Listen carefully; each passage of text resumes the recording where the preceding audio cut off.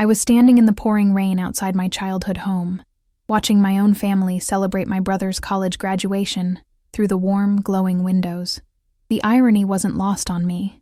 Here I was, Lieutenant Commander Rebecca Torres, fresh from a classified mission in the Mediterranean, and my own parents had forgotten I was coming home today. Not forgotten, actually. They'd simply decided my achievements didn't matter enough to postpone Danny's party by a few hours. The rain had soaked through my dress blues completely, but I couldn't bring myself to move. 3 years I'd been deployed with naval intelligence, missing birthdays, holidays, family dinners. I'd told myself it was worth it, that serving my country meant something, that my family understood the sacrifices. Standing there in that downpour, mascara probably running down my cheeks, I realized how naive I'd been. My phone buzzed with a text from Mom. "Rebecca, honey, can you come by tomorrow instead? Danny's friends are over and the house is so crowded." Tomorrow. As if I were just some casual visitor who could reschedule my homecoming like a dentist appointment. As if the past 3 years of missing my family, of lying awake in a cramped bunk on a destroyer thinking about home, meant nothing. I'd driven 12 hours straight from Norfolk Naval Base, stopping only for gas and terrible coffee, because I wanted to surprise them. I'd imagined walking through that front door, seeing their faces light up, feeling like I belonged somewhere again. Instead, I was watching strangers eat cake in my childhood dining room, while my parents laughed at jokes I couldn't hear through the glass. The worst part wasn't even the rain or the forgotten homecoming. It was the realization that this feeling, this hollow ache in my chest, had been building for months. Every missed phone call that went to voicemail, every care package I'd sent that received a brief thanks text in response, every time I'd mentioned my work and watched their eyes glaze over because they couldn't understand what I actually did, couldn't grasp that my desk job involved analyzing terrorist communications and preventing attacks on American soil. Danny appeared at the window, probably going to the kitchen for more beer. He saw me standing there, and his face went white. For a moment, our eyes met through the rain-streaked glass, and I saw something flicker across his expression. Guilt, maybe, or surprise. But then someone called his name from inside, and he turned away, leaving me invisible again. That's when I heard the rumble of engines approaching down Maple Street. Heavy vehicles, moving in formation. I turned, water dripping from my hair, and saw the convoy coming toward me. 3 Humvees with military markings, their headlights cutting through the storm like beacons. My heart stopped. Nobody knew I was here. Nobody except... The lead vehicle slowed, and I recognized the insignia immediately. My unit. My team. The people who'd become my real family over the past 3 years. The lead Humvee pulled up to the curb, its engine idling with that familiar military precision I'd grown to love. The passenger door opened, and out stepped Commander Marcus Williams, my direct superior, and the man who'd pulled strings to get me the early leave I'd requested months ago. Behind him emerged Petty Officer First Class Diana Reeves, her red hair unmistakable even in the dim streetlight, followed by Chief Warrant Officer James Liu and 3 other members of our intelligence unit. "Torres," Commander Williams called out, his voice cutting through the rain. "What the hell are you doing standing out here like a drowned cat?" I couldn't speak. My throat felt tight, constricted by emotions I'd been holding back for hours. Diana reached me first, pulling off her rain jacket and throwing it over my shoulders without a word. The warmth of it, still carrying her body heat, nearly broke me. "Sir, how did you—" I started, but Williams held up his hand. "You think we'd let one of our own come home alone after 3 years?" He glanced toward the house, where I could see faces now pressed against the windows, trying to make sense of the military convoy that had just rolled up to their quiet suburban street. "Besides, Lou here has been tracking your phone GPS since you left Norfolk. We figured you might need backup." Lou grinned, rain streaming down his face. "Couldn't let our intelligence ace face civilian reintegration without proper support, ma'am. That's what teammates do." The word teammates hit me harder than any physical blow could have. These people, these warriors who'd shared foxholes and sleepless nights analyzing enemy communications with me, had driven through a thunderstorm just to make sure I wasn't alone. They'd coordinated their schedules, probably used personal leave time, and shown up when my own blood family couldn't be bothered to remember I existed. "We brought something," Diana said, reaching into the Humvee and pulling out a small cake with "Welcome home, Torres," written in blue frosting. It was slightly smashed from the drive, the lettering a bit smeared, but it was the most beautiful thing I'd ever seen. The front door of my childhood home finally opened, and my parents stepped onto the porch, followed by Danny and several of his college friends. They stood there staring at the military vehicles, at the uniformed personnel gathering around me, at their daughter who'd apparently brought half the Navy to their quiet neighborhood. Mom's face had gone pale. "Rebecca, who are these people?" Commander Williams stepped forward, his posture shifting into that official bearing that commanded respect from generals and admirals alike. "Ma'am, I'm Commander Williams, Lieutenant Commander Torres's commanding officer. We're here to escort one of our finest officers home from deployment." The emphasis he placed on finest officers wasn't lost on anyone. Danny's friends looked impressed, whispering among themselves. My parents looked confused, maybe even a little intimidated by the sudden military presence on their front lawn. But I wasn't looking at them anymore. I was looking at the faces surrounding me, faces that had become my real family somewhere between late-night briefings and shared MREs in the ship's mess. These people knew who I really was. "Actually," I said, my voice steadier than I'd felt in hours, "there's something I need to tell you all." I looked directly at my parents, then at Danny, feeling the weight of 3 years of unspoken truth pressing against my chest. I haven't been completely honest about what I do in the Navy. Commander Williams shot me a warning look, but I shook my head slightly. Some things were more important than classification levels, and my family's complete dismissal of my service had just crossed a line I didn't know existed until this moment. "Rebecca, honey, maybe we should go inside and—" Mom started, but I cut her off. "No, Mom. You want to know who these people are? They're the team I've spent the last 3 years working with to prevent terrorist attacks on American soil. While you've been telling your friends I have some boring desk job, I've been analyzing intercepted communications from ISIS cells, tracking weapons shipments to domestic terror groups, and identifying threats to naval installations." The silence that followed was deafening. Even the rain seemed to pause. Danny's friends had stopped whispering. My parents stood frozen on the porch, their faces cycling through confusion, disbelief, and something that might have been fear. Diana stepped closer to me, a protective gesture I'd seen her make countless times in hostile environments. "Ma'am," she addressed my mother, "your daughter has saved more American lives than you'll ever know. The work she does is classified at the highest levels. She can't talk about most of it, even to family." "That's impossible," Dad said, his voice shaky. "Rebecca works with computers. She told us she does data analysis."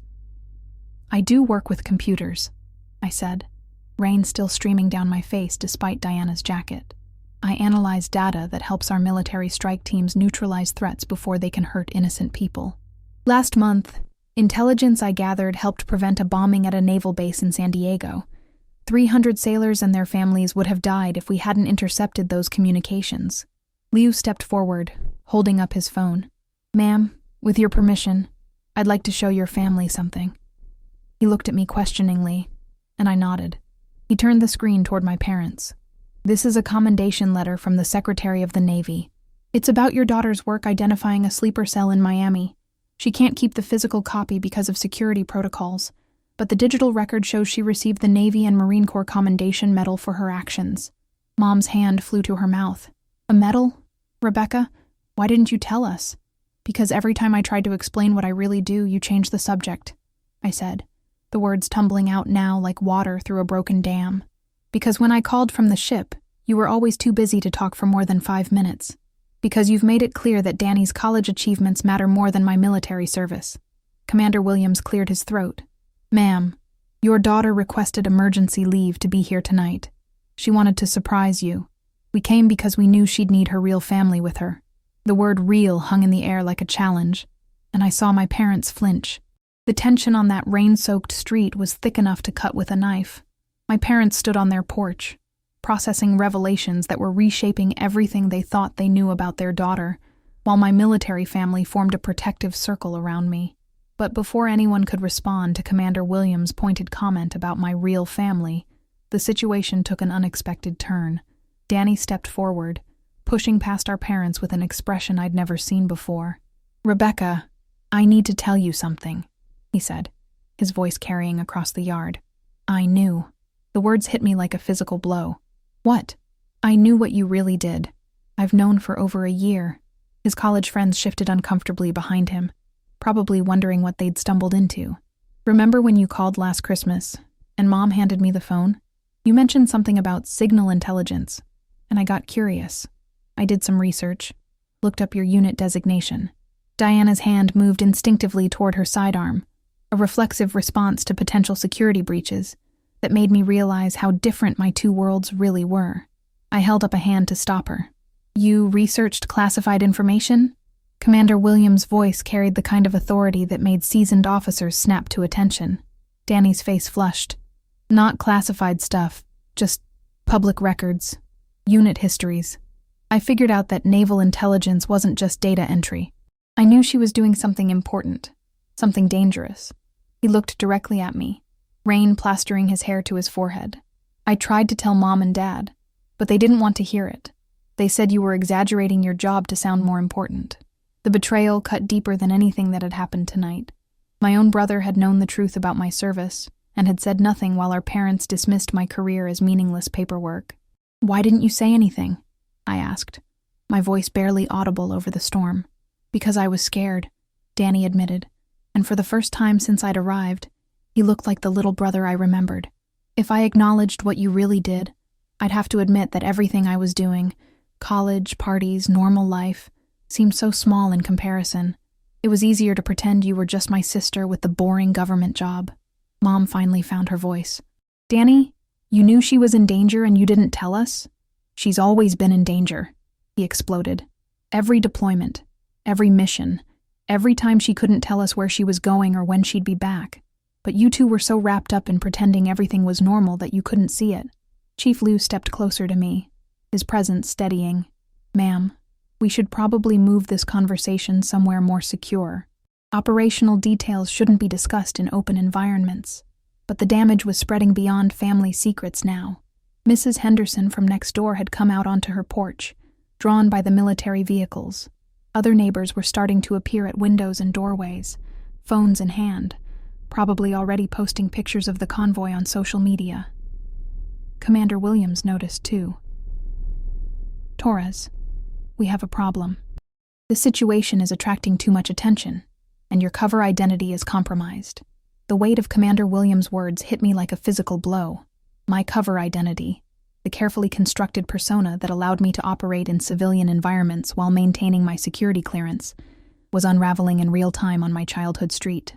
3 years of operational security protocols were crumbling because of a family confrontation that had spiraled completely out of control. Sir, what are you saying? I asked, though I already knew the answer. The sick feeling in my stomach confirmed what my training had taught me about exposure risks. I'm saying that as of right now, Lieutenant Commander Torres, your current assignment is terminated, William said, his voice carrying the finality of official orders. Too many civilians have been exposed to operational details. Mrs. Henderson over there has been recording this conversation on her phone for the past 10 minutes. I turned to see our elderly neighbor quickly lowering her device, but the damage was done. In the age of social media and viral videos, my face, my unit, and enough operational details to compromise ongoing missions were about to be broadcast to the world. The protocols I'd memorized during intelligence training were crystal clear. When operational security is breached, immediate extraction and reassignment become mandatory. Diana moved closer, her hand now openly resting on her sidearm. Ma'am, we need to consider immediate relocation protocols. Wait, what does that mean? Mom's voice cracked with panic. Rebecca, what is she talking about? The reality of my situation was sinking in like ice water in my veins. It means I can't come home anymore, I said, the words feeling foreign in my mouth. It means this address, this identity, everything that connects me to this place becomes a security risk. Dad stepped off the porch, his face pale. That's ridiculous. You're our daughter. You can't just disappear. Actually, sir, she can and she will, Commander Williams replied with the matter-of-fact tone that made difficult decisions sound inevitable. Your daughter's work involves national security at the highest levels. The moment her civilian identity became compromised, she became a target for enemy operatives who would use her family connections to gather intelligence or leverage her cooperation. The street had grown quiet except for the rain, but I could feel eyes watching from every window. Danny's college friends huddled together, probably texting frantically about the drama unfolding in front of them. Mrs. Henderson had disappeared inside, likely uploading her recording to Facebook or Twitter. The domino effect of exposure was already in motion.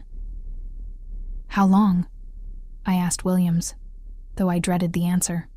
"Indefinite reassignment, new identity, complete severance from current civilian contacts," he said. "Standard protocol for compromised intelligence officers." The irony was devastating. I'd come home hoping to reconnect with my family, only to discover that my family's rejection had triggered a chain of events that would separate us permanently. The people who had forgotten my homecoming were about to lose me forever, not by choice but by necessity. Leo was already on his radio, coordinating extraction procedures. Diana had positioned herself between me and the growing crowd of neighbors. My real family was preparing to take me away from the people who shared my blood, but had never understood my heart. "Rebecca," Mom whispered, finally understanding the magnitude of what was happening. "We didn't know.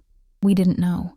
The words hung in the rain-soaked air like an accusation against herself, but they came 3 years too late.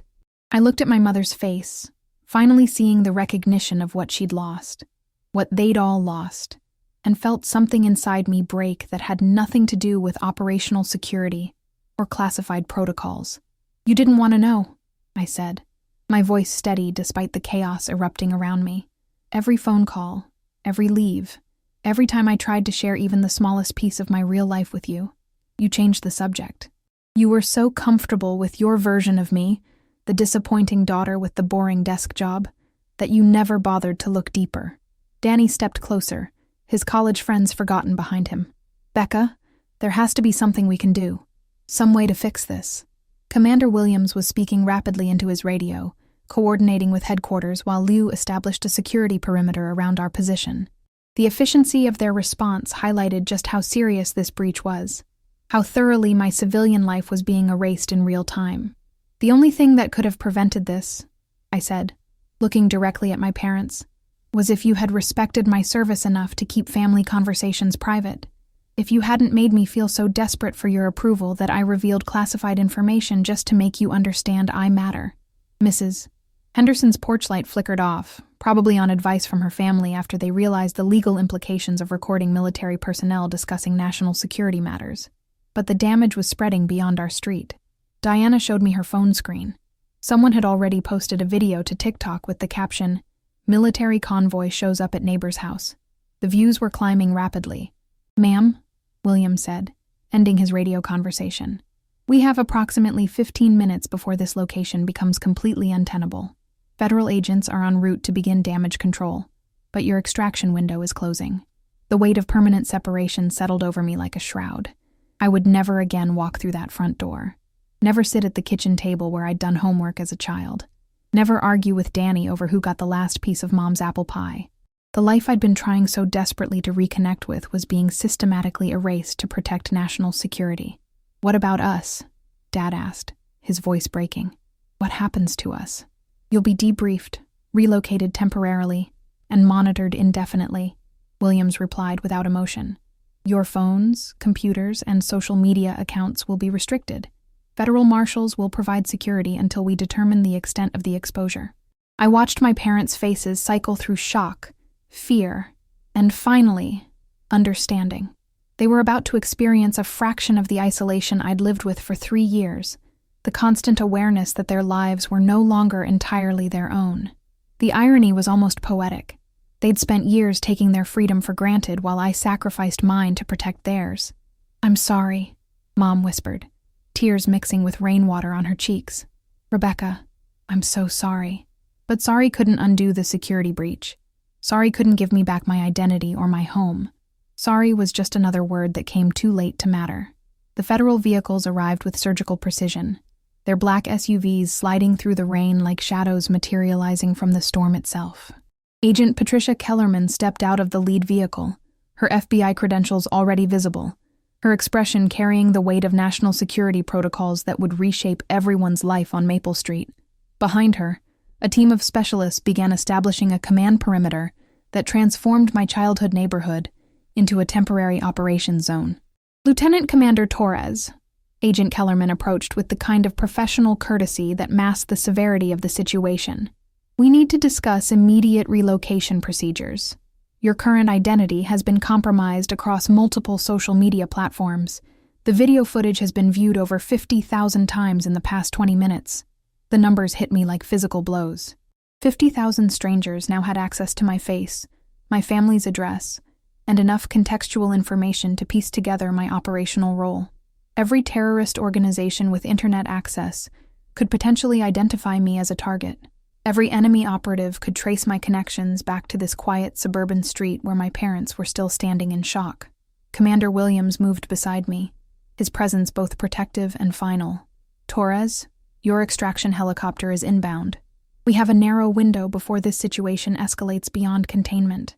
I could hear it now, the distant thrum of rotor blades cutting through the storm, growing louder with each passing second. My real family, my military family, was preparing to take me away forever, while my blood family finally understood what they were losing. The helicopter's approach felt like a countdown to the end of Rebecca Torres, as anyone in this neighborhood had ever known her. "Please," Danny stepped forward, ignoring the federal agents who immediately moved to intercept him. "There has to be another way. She's our sister." Agent Kellerman's expression softened slightly, but her voice remained firm. "Son, your sister's work has prevented multiple terrorist attacks on American soil. The moment her civilian identity became public knowledge, she became a high-value target.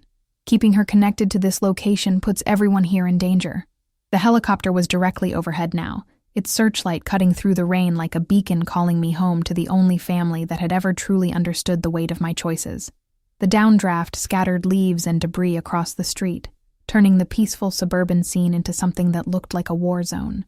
Neighbors who had emerged from their homes retreated back inside, finally grasping that whatever was happening on Maple Street was far beyond their understanding. Mom reached toward me, her hand trembling in the storm.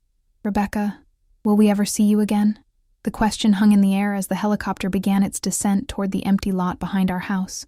I looked at her face, memorizing features I might never see again, understanding that my answer would either offer hope or close this chapter of our lives forever.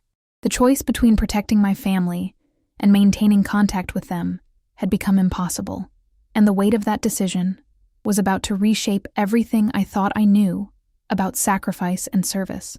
The helicopter touched down with military precision, its rotors still spinning as 2 crew members jumped out to escort me aboard. I had maybe 30 seconds to make a decision that would define the rest of my life and theirs.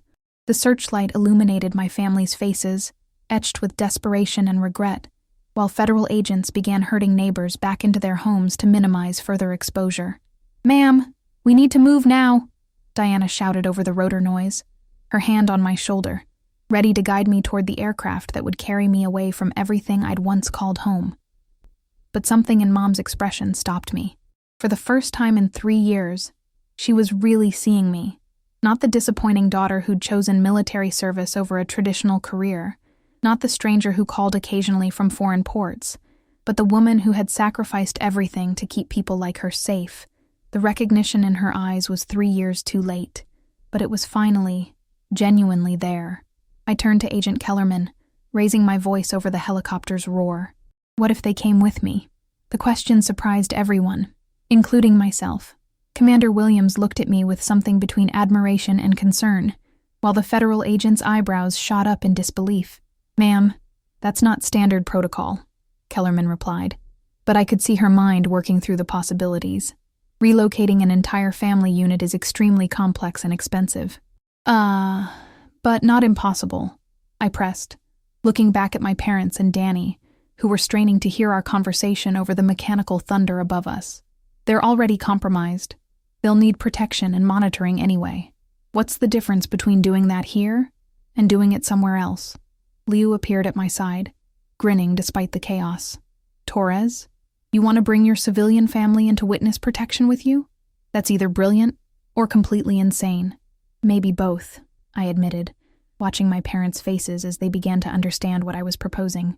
"But they're my family, and families stick together, even when it's complicated, even when it's dangerous." The helicopter pilot was making urgent gestures about fuel and weather conditions, but Williams held up his hand, buying us precious seconds. Mom and Dad exchanged a look I remembered from childhood, the silent communication between 2 people who'd spent decades making decisions together. "Rebecca," Dad called out, his voice barely audible over the noise. "If we do this, if we leave everything behind, will you forgive us?" The question cut through 3 years of accumulated hurt and disappointment. I looked at these people who had raised me, who had loved me imperfectly but genuinely, who had failed to understand my choices, but were now willing to abandon their entire lives to stay connected to mine. "There's nothing to forgive," I called back, surprising myself with the truth of it. "We're family. That's what families do." Agent Kellerman was already on her radio, coordinating the impossible logistics of emergency relocation for multiple civilians. Commander Williams nodded his approval, and Diana helped Mom up into the helicopter while Liu assisted Dad and Danny. Mrs. Henderson watched from her window as the Torres family disappeared into the storm together, bound for a new life none of us could have imagined an hour ago, as we lifted off into the rain-soaked night, leaving behind the only home I'd ever known. I realized that sometimes losing everything is the only way to find what really matters. My real family and my blood family were finally united, heading toward an uncertain future that we would face together. The streetlights of my childhood neighborhood grew smaller below us until they disappeared entirely, but for the first time in 3 years, I felt like I was truly going home.